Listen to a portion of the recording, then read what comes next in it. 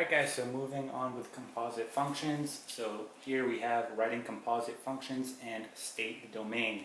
So this is very similar to the last example video that we did, except now we're going one step further and we're going to go ahead and state the domain. Alright, so same rules are going to apply here. So again, we have our f of x and we have our g of x that is stated, right?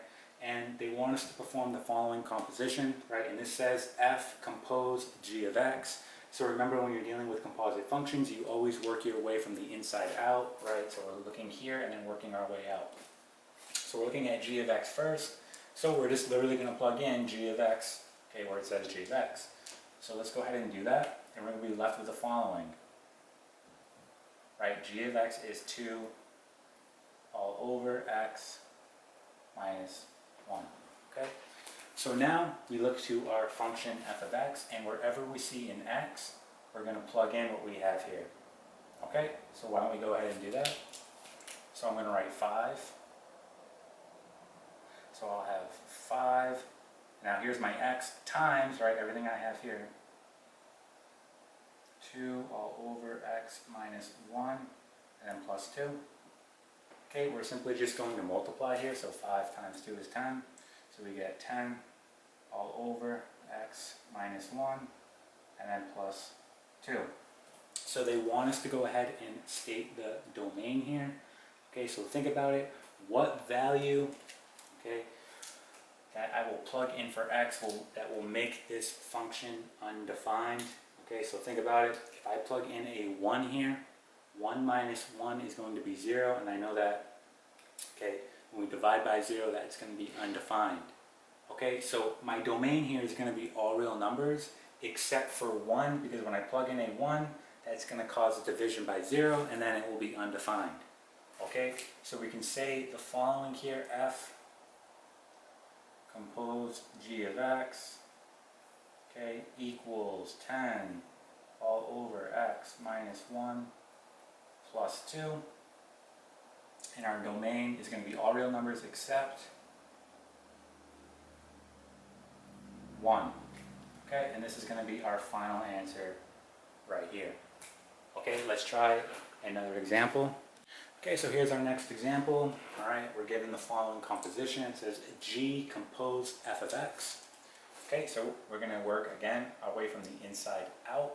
So looking inside the parentheses here, f of x, we're literally just going to write what f of x is. Okay, so we'll be left with the following.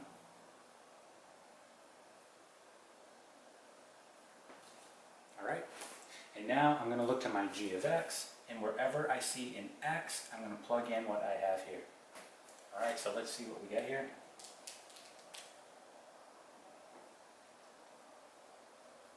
So we have 2 over, now here's my x, I'm going to plug this whole thing in, 5x plus 2, and then minus 1. Okay, let's just combine our like terms here, so we'll still have 2 on the top.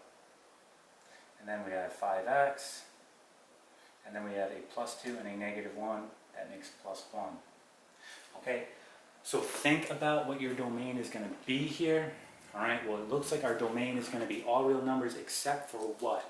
Okay, so what number, when I plug in x here, okay, is going to make this whole denominator 0, because it will be undefined, right?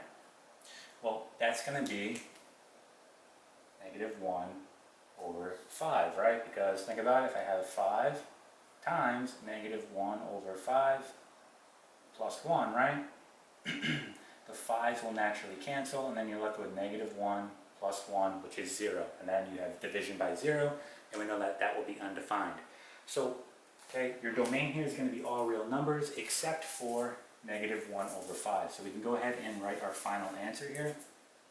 We can say g compose f of x is going to equal 2 over 5x plus 1, okay? And our domain here is going to be all real numbers except for